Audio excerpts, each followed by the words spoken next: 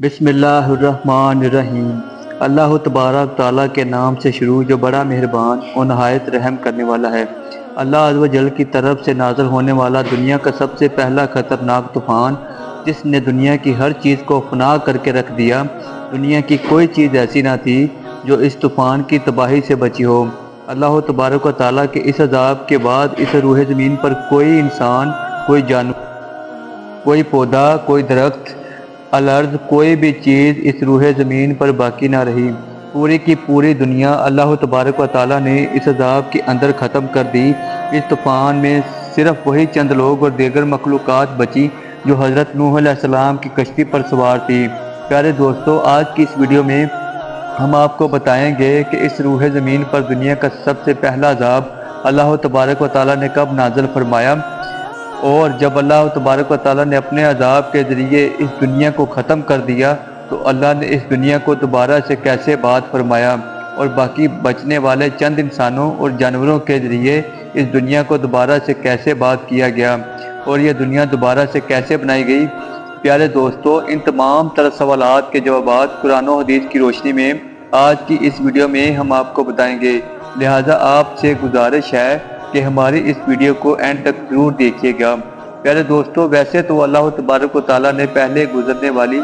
بہت ساری قوموں پر اپنے دردناک عذابات نازل فرمائے، لیکن اس دنیا میں نازل ہونے والا سب سے پہلا عذاب ان تمام تر عذابات سے ہولناک تھا۔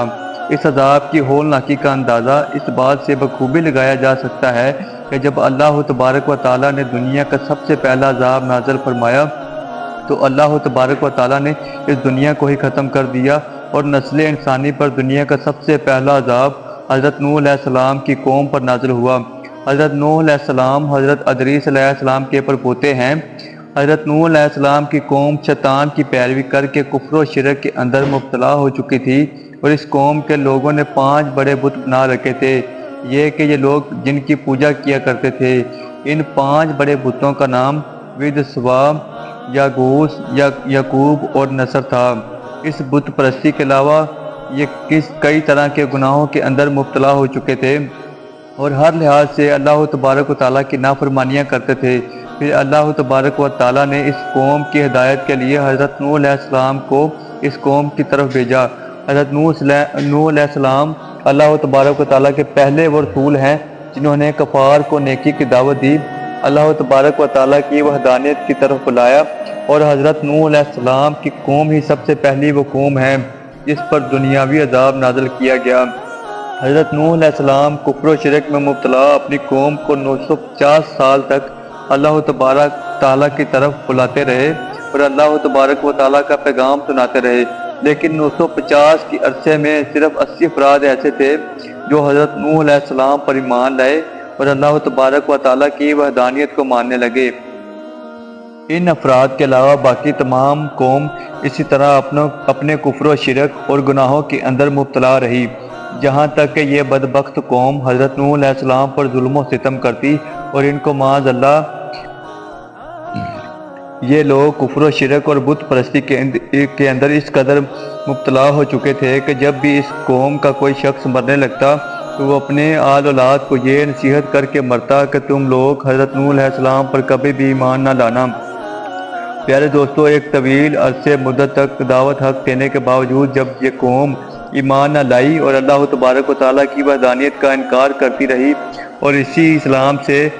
عذاب کا مطالبہ کرتی رہی، تو بالآخر اللہ تبارک و تعالیٰ نے حضرت نوح علیہ السلام کی طرف وحی نازل فرمائی کہ آپ ایک کشتی تیار کریں، عنقریب اللہ تبارک و تعالیٰ کا عذاب ان پر نازل ہونے والا ہے۔ چنانچہ حضرت نوح علیہ السلام اللہ تبارک و تعالیٰ کے حکم کے مطابق کشتی تیار کرنے میں مصروف ہو گئے۔ جب وہ کشتی بالکل تیار ہو گئی تو اللہ تبارک و تعالیٰ نے حکم نازل فرمایا، آپ ان تمام تر مسلمانوں کو لے کر کشتی پر سوار ہو جائیں جو آپ پر ایمان لا چکے ہیں، اور جو لوگ تم پر ایمان لا چکے ہیں ان کے علاوہ اب کوئی بھی شخص تم پر ایمان نہ لائے گا،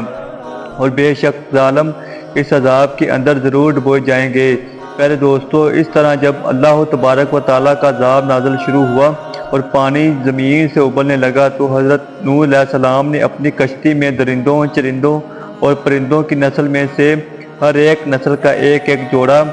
اور نر اور مادہ اپنی کشتی پر سوار کر لیا،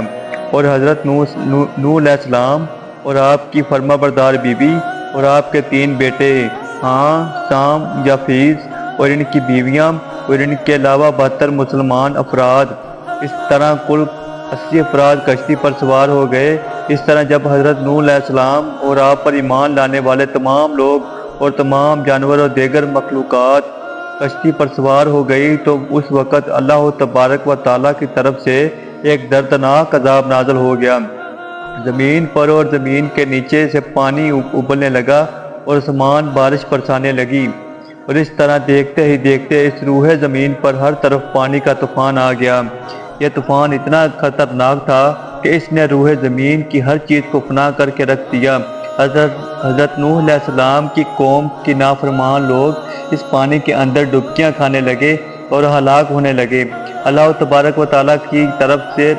نازل ہونے والا یہ عذاب مسلسل 40 دن تک جاری رہا۔ 40 دن تک زمین پانی اگلتی رہی اور آسمان بارش برساتا رہا۔ پیارے دوستو، یہ وہ وقت تھا جب اس روح زمین پر ہر طرف پانی ہی پانی موجود تھا۔ اس پوری روح زمین پر کوئی بھی چیز باقی نہ تھی سوائے کشتی کے جو اللہ تبارک و تعالیٰ کے حکم سے تیر رہی تھی۔ یہ کشتی مسلسل 150 دن تک اس طوفان کے اندر ہچکولے کھاتی رہی۔ اس طوفان کے اندر کوئی پہاڑ، کوئی درخت، یہاں تک کہ کوئی بھی نافرمان مخلوق باقی نہ رہی۔ اس طرح جب حضرت نوح علیہ السلام کی قوم کے تمام تر نافرمان لوگ ہلاک ہو گئے تو اس قوم کے بعد اللہ تبارک و تعالیٰ کے حکم سے یہ طوفان تھم گیا، اور 10 محرم الحرام یوم عاشوراء کے دن حضرت نوح علیہ السلام کی یہ کشتی عراق میں موجود جوتی پہاڑ پر ٹھہر گئی۔ اس طرح طوفان کے رک جانے کے بعد جب یہ کشتی جوتی پہاڑ پر آ کر ٹھہر گئی تو اس کشتی میں سے 80 افراد نیچے اترے، جن میں سے 40 مرد اور 40 عورتیں تھیں۔ پیارے دوستو، یہ وہ 80 افراد تھے جن کے ذریعے اللہ تبارک و تعالیٰ نے دوبارہ سے اس روح زمین کو نسل انسانی سے آباد فرمایا، اور ان 80 افراد میں سے صرف 3 افراد ایسے تھے جن کی نسل آگے بڑھی۔ ان کے علاوہ کسی بھی انسان کی نسل آگے نہ بڑھی۔ وہ 3 افراد جن کی نسل کو اللہ تبارک و تعالیٰ نے آگے بڑھایا اور جن کی نسل پوری دنیا کے اندر پھیلی، وہ حضرت نوح علیہ السلام کے 3 بڑے بیٹے تھے جن کے نام سام، حام اور یافیس ہیں۔ حضرت نوح علیہ السلام کا ایک چوتھا بیٹا بھی تھا جس کا نام کنعان تھا۔ یہ طوفان نوح کے اندر ہی ہلاک ہو گیا کیونکہ یہ اللہ تبارک و تعالیٰ کی نافرمان قوم میں سے تھا۔ پہلے دوستو، یہ 80 افراد کشتی سے اترنے کے بعد شہر بابل کے ارد گرد آباد ہو گئے، اور وہاں پر ہی انہوں نے دنیا کا سب سے پہلا بازار قائم کیا جس کو سوگ سامنین یعنی 80 افراد کا بازار کہا جاتا ہے۔ پہلے دوستو، شروع میں یہی افراد مختلف قسم کی زبانیں بولتے تھے، پھر اللہ تبارک و تعالیٰ نے ان کو ایک نئی زبان سے متعارف کروایا جس کو عربی زبان کہا جاتا ہے۔ اس کے بعد یہ تمام لوگ عربی زبان کے اندر گفتگو کرنے لگے۔ پہلے دوستو، ان 80 افراد میں سے حضرت نوح علیہ السلام کے 3 بیٹوں کے ذریعے اللہ تبارک و تعالیٰ نے اس دنیا کے اندر ایک نئے سرے سے نئی نسل انسانی کو آگے بڑھایا، اور اب قیامت تک آنے والے تمام انسان حضرت نوح علیہ السلام کی اولاد میں سے ہوں گے۔ اسی وجہ سے حضرت نوح علیہ السلام کو آدم ثانی کہا جاتا ہے، جیسا کہ اللہ تبارک و تعالیٰ نے اس بات کی طرف اشارہ کرتے ہوئے ارشاد فرمایا، اور ہم نے حضرت نوح علیہ السلام کی اولاد کو باقی رکھا۔ اور حضرت ابن عباس رضی اللہ عنہ سے روایت ہے، آپ فرماتے ہیں کہ حضرت اسام کی اولاد سفید اور گندمی رنگ کی پیدا ہوئی، اور حضرت عام کی اولاد کالے رنگ کی پیدا ہوئی، اور حضرت یعقوب جو حضرت نوح علیہ السلام کے تیسرے بیٹے ہیں، ان کی اولاد سرخی مائل پیدا ہوئی۔ پیارے دوستو، اس طرح یہ 80 افراد کا گروہ، ان کی تعداد بڑھتے بڑھتے 1 لاکھ تک پہنچ گئی، اور ان لوگوں نے اپنا مسکن بابل کو بنا لیا۔ جب یہاں کی جگہ تنگ پڑنے لگی تو یہ لوگ دوسرے علاقوں کی طرف ہجرت کرنے لگے۔ اس طرح حضرت نوح علیہ السلام کی اولاد بڑھتے بڑھتے پوری دنیا کے اندر پھیل گئی۔ اسی وجہ سے حضرت نوح علیہ السلام کے بیٹے سام کو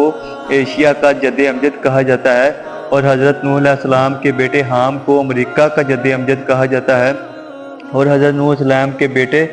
یافس کو یورپ کا جد امجد کہا جاتا ہے۔ اور آج بھی اس دنیا کے اندر موجود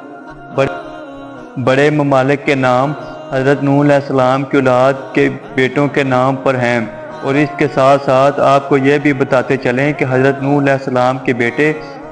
حضرت سام کو اللہ تبارک و تعالیٰ نے یہ شرف بخشا ہے کہ حضرت نوح علیہ السلام کے بعد جتنے بھی انبیاء کرام آئے وہ حضرت سام کی نسل میں سے آئے۔ پیارے دوستو، اس طرح اللہ تبارک و تعالیٰ نے طوفان نوح کے ذریعے اس دنیا کو تباہ و برباد کیا اور دوبارہ سے حضرت نوح علیہ السلام کی اولاد کے ذریعے اس دنیا کو نسل انسانی کو آباد فرمایا، اور قیامت تک تمام آنے والی نسلیں حضرت نوح علیہ السلام کی نسلیں